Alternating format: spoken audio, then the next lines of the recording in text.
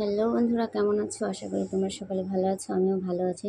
তো দেখো, সকালবেলা কিন্তু রেডি হয়ে বেরিয়ে পড়েছি।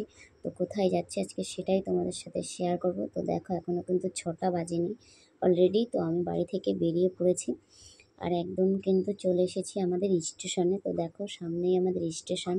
তো আমাদের বাড়ি থেকে কিন্তু মাত্র 2 থেকে 3 মিনিট লাগে। তো তারপরে কিন্তু আমি টিকিটটা কেটে চলে এসেছি আর নিয়ে নিয়েছিলাম একটা মাস্ক। আর এখন করছি অপেক্ষা ট্রেনের জন্য। তো দেখো, এই যে আমার ট্রেন কিন্তু চলে এসেছে। তো এখন কিন্তু ট্রেনে উঠে পড়বো আর কোথায় যাব সেটাই আজ তোমাদের সাথে শেয়ার করবো। আর বাইরে দেখো কত সুন্দর ওয়েদারটা, আজকে কিন্তু প্রচুর রোদ উঠেছে আর গরমও পড়েছে খুবই।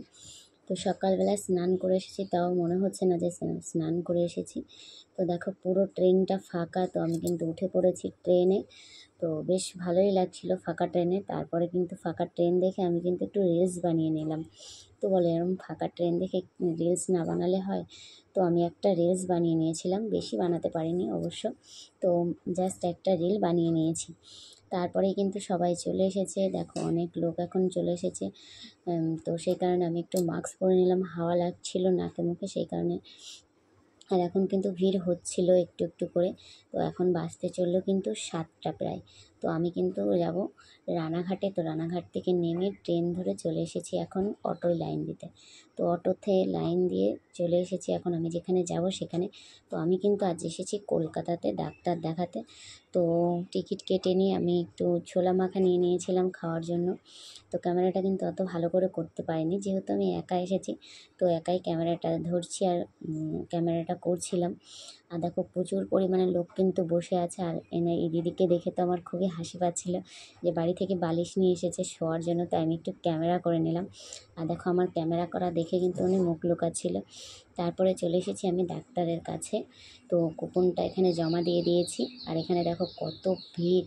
আর এই যে এই ম্যাডাম, ইনি এখন কুপনটাকে নিয়ে এক এক করে নাম ডাকবে, মানে এই মাসিটা।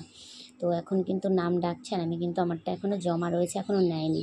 আর এখানে দেখো প্রচুর পরিমাণে ডাক্তার, এই ডাক্তারগুলোই কিন্তু দেখে সব পেশেন্টদের। তো আমার পিছনে যে ঘরটা রয়েছে সেই ঘরটাই কিন্তু আমি দেখাবো ডাক্তার। তো এখন দেখো বাজতে চললো প্রায় 12টার বেশি। তো আমি এখনও ডাক্তার আমার দেখানো হয়নি। আমার হাতে কিন্তু আমার স্লিপটা রয়েছে, এটা মানে আগের স্লিপ। তো নতুন স্লিপটা জমা দিয়ে দিয়েছি। তো এই স্লিপটাও আমাকে নিয়ে যেতে হবে। তো হাতে করে নিয়ে আমি রেখে দিলাম। আর তারপরে ডাক্তার দেখানোর পরে এখন কিন্তু ওষুধের জন্য বসে আছে। তো দেখো, প্রচুর লোক কিন্তু ওষুধের জন্য বসে আছে। আর এখন প্রায় 4টে বাজতে গেছিলো। তো তারপরে আমি নিয়ে চলে আসলাম স্টেশনে। তো এসে দেখি আমার ট্রেন নেই। তো এসে একটু বসেছিলাম, কিন্তু বসার সিট পাইনি বলে আমি কিন্তু একটা পাঁচিলের ওপর উঠে বসেছিলাম। তো তো উঠে বসে পড়েছি এখানটায়। তো এই দোকানটা বন্ধ ছিল। তারপরে আমার ট্রেন আসাতে আমি কিন্তু আবার উঠে পড়লাম ট্রেনে। তো এখন চলে যাচ্ছি বাড়িতে।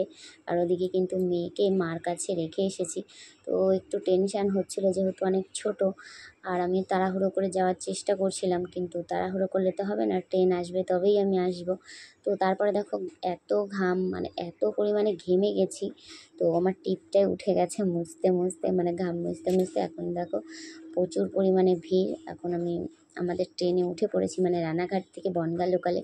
তো তারপরে চলে এসেছি আমাদের বাড়িতে পুরো। তো বাড়ি এসে স্নান করে ফ্রেশ হয়ে নিয়েছি। তো আজকে বুঝতেই পারছো সারাদিনটা অনেক খাটাখাটনি গেছে, ক্লান্ত। তো আজকের ব্লগটা এখানেই শেষ। তো দেখাবে নেক্সট।